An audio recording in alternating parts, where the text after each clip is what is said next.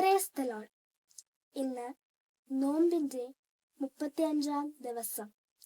നമുക്ക് ചിന്തിക്കുവാനുള്ള വിഷയം ശരീരമാകുന്ന വിത്ത് അഥവാ ബോഡി ആസ് ദ സീഡ്.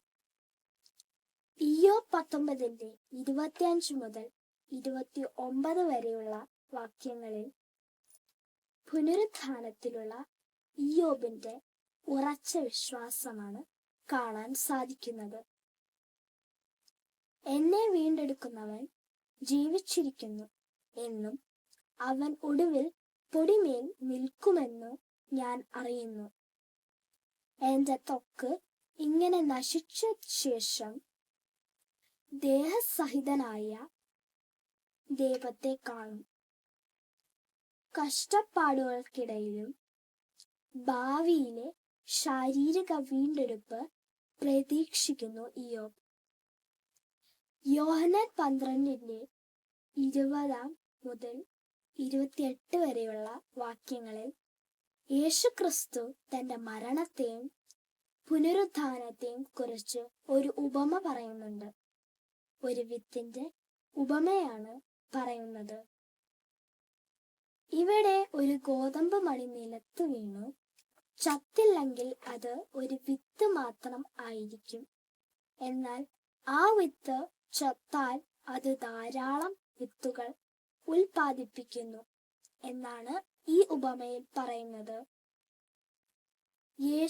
ഈ ഉപമയിലൂടെ യേശുവിന്റെ മരണത്തിലൂടെ പുതിയ ജീവൻ ഉത്ഭവിക്കുമെന്നും അത് അനേകരുടെ രക്ഷയിലേക്ക് നയിക്കുമെന്നും പറയുന്നു. മരണം അവസാനം അല്ലെന്നും ദൈവരാജ്യത്തിൽ രാജ്യത്വം മഹത്വപ്പെടുത്തുന്ന ഒരു വിത്താണെന്ന് പൗലോസ് പറയുന്നു. ശരീരം ഒരു വിത്താണെന്ന ആശയം രൂപാന്തരവും പുനരുത്ഥാനത്തെയും കുറിച്ചാണ് പറയുന്നത്. ഇയ്യോബ് ദൈവത്തെ കാണുവാൻ ഉള്ള പ്രത്യാശയോടെ പൗലോസ് ഭൗതികീകരിക്കപ്പെട്ട ശരീരത്തെക്കുറിച്ചും യേശു സ്വന്തം ത്യാഗത്തെ കുറിച്ചും പറയുന്നു. മരണം അവസാനമല്ലെന്നും പുതിയ ജീവനിലേക്കുള്ള വാതിൽ ആണെന്നും കാണാൻ സാധിക്കും. നമുക്ക് പ്രാർത്ഥിക്കാം.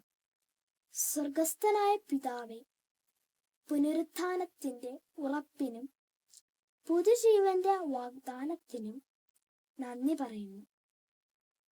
യേശുവെ, ഞങ്ങൾക്കായുള്ള പുതിയ ജീവനായി പ്രത്യാശയോടെയും വിശ്വാസത്തോടെയും ജീവിക്കുന്നു. ക്രിസ്തുവിന്റെ മാതൃക പിന്തുടർന്ന് ജീവിക്കുവാൻ ഞങ്ങളെ സഹായിക്കണമേ. യേശുക്രിസ്തുവിന്റെ നാമത്തിൽ തന്നെ ആമേൻ.